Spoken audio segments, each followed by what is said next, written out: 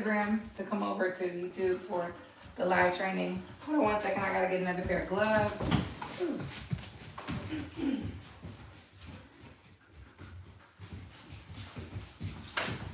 So I guess we're gonna have to post the last portion of the video because we went live. We went live and nobody joined, or I don't know if we're having technical difficulties, but we're going to work on obedience training with this puppy. So getting right into all of it. We have raw food that we're using as a high value reward, which is like really important. You know, the dog is doing work and it has to have something that it likes to be doing, learning commands and stuff for you. So if you don't have anything it likes, you're kind of wasting your time. So what we're going to do is start off with some ground beef. We're going to go over simple things like sit, down, stay. We're going to try to get her to get up onto this little stool here as well. But this puppy is about 4.5, almost 5 months, and she's never done any obedience. She's just been socialized, just kind of going on car rides, going for walks and stuff like that at the park, just exposed to basic environments that she would in her everyday life in a home. So we're going to do food luring, and that's where we're introducing the fact that we have food here, and I have ground beef. So what food luring is I want her to be comfortable with taking direction from my hand and understanding that I have food for her so that she can display some behaviors that I'm looking for. And all of this is done non-verbally. So, you know, I'm looking for some focus here, which is great. She's giving it to me, some eye contact. I'm looking for her to sit her butt on the ground without me actually saying it. So anytime she gives that to me, I will release it to her. Whenever I release the food, it's called a mark. You want to give a marker to a dog when they're displaying the behavior instantaneously when they actually do it. So, for example, for the sit, whenever the dog's butt goes down and hits the floor, you want to release it right away. And she doesn't know what sit is, right? So she's kind of just like not doing it. So, here we go. As soon as the butt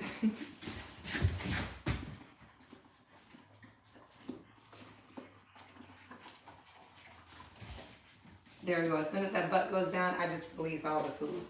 So that was me marking it, but that's what I want her to do.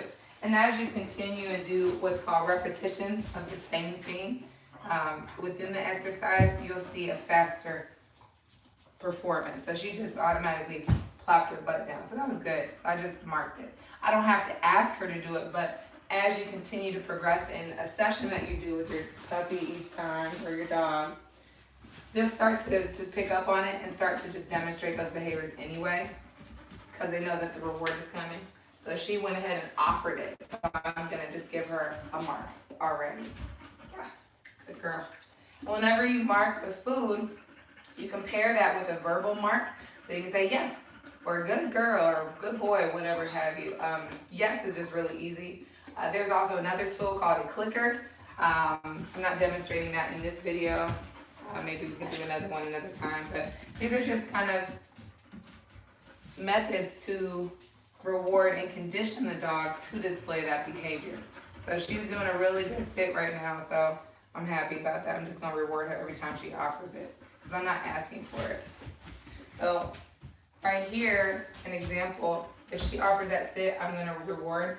When I step away, what I'm non-verbally communicating and then putting my hand down to lure her in with the food is I want her to come. So I'm not telling her that verbally, but non-verbally, that's what I'm communicating. So I'm going to step away from her and I'm going to reward her. Now what I will do this next time is just reward her when she comes immediately instead of asking her to sit. And I'll show you that again. And the reason why I did that with having her sit after she came towards me was because I want a come to be controlled. A lot of times people will say like their dog like comes, but when they come to them, they run into them like a football player and tackle them. So that's not the purpose of the come. I mean, yeah, you've achieved the come, but you want to have some control with it. So I didn't do it again. She's offering to sit. She's giving me eye contact and she's focused. She's like, I want that food. I'm hungry. So I'm walking away and I'm marking it here. But then if I do it again, or let's just say I move a little bit away and then go backwards. So if I lure here,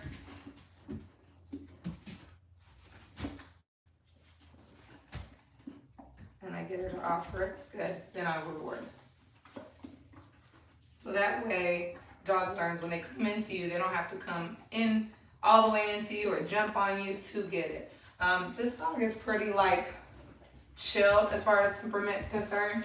Other dogs can be more energetic and enthusiastic, so you may have more jumping. This dog also kind of like running around outside a little bit for the session, which shouldn't happen, but she was running around outside.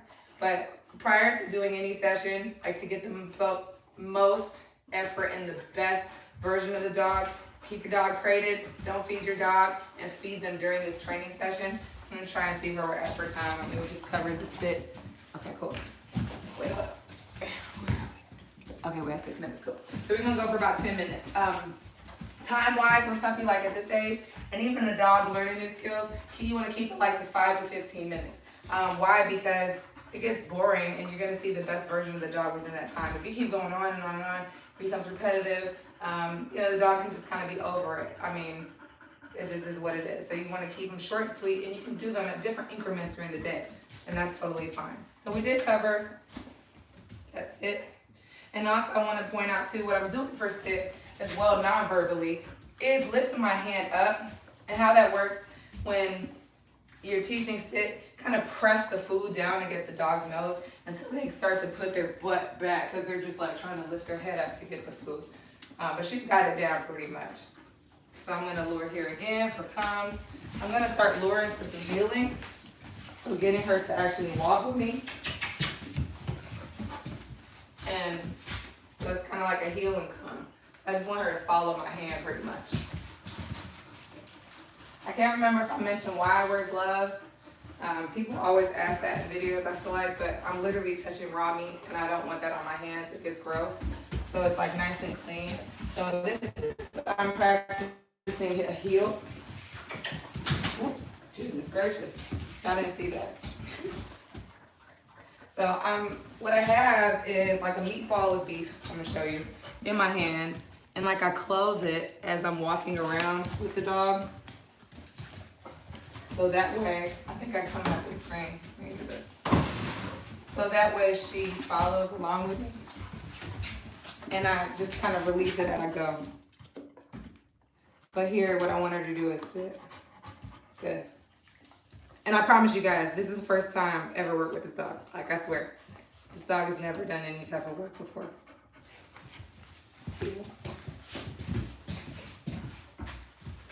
But I just want to move kind of around the space and get her to move and be lured by my hand. So what happens is the dog is following the direction of my hand, which then ends up translating to following the direction of my body and my movement. So I'm just moving her around. When I stop, I want her to stop and offer a sit. My nonverbal communication for the sit is I take my hand away. As this exercise develops and you continue the nonverbal communication, sit is just this hand motion here for dogs. So she's got that down packed, so that's good. I like that. I'm gonna continue to mark her. Really, really important to continue to mark, continue to reward. We haven't done anything really verbal praise, like physical praise, everything. This is just food luring and rewarding with the high value rewards. So she's doing really good. All right, cool. So we did sit, we did come, we did heel. Now we're gonna work on, let's see if we can get her to lay down. She might not do it in this session, I don't know. She might need another day that she's fasting. All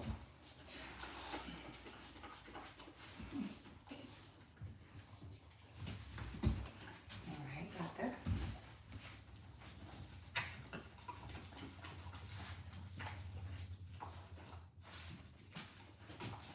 Nope, not yet, come on.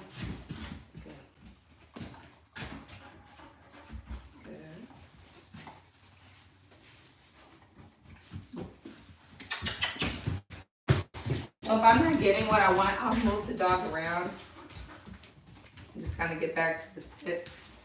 I like to do like sit to down when I'm teaching down, but she's not really showing me as much interest. So that's okay. We can move on, and then in the next session, what we do is we start off with that, like right off the bat. And we will make sure that the first thing that she starts working on is that down. That's cool. So we worked on our sit, we worked on our come, we worked on our heel.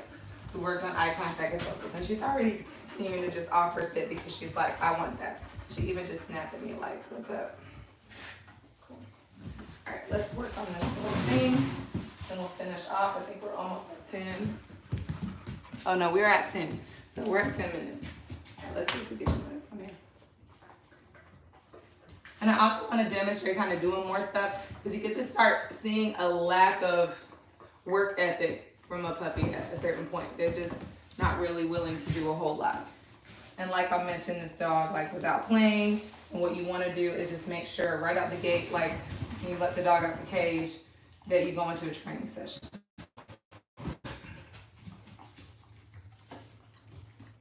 Cool. So we're gonna cut it short there. This is live training, guys.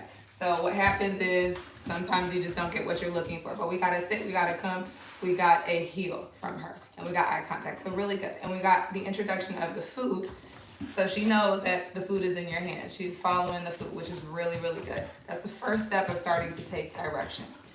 You know, training is progressive. It changes every session. So this is really cool that y'all were able to share this with us. And this is this dog's first training session ever. So thanks for tuning in, and we will see you next time. If you have any questions or comments, please feel free to put one in the comment section once the video posts. We really appreciate you guys for tuning in. I was just kind of looking at y'all's comments. Appreciate y'all. Hope you guys have a wonderful Sunday, and we'll see you next time. Peace and blessings.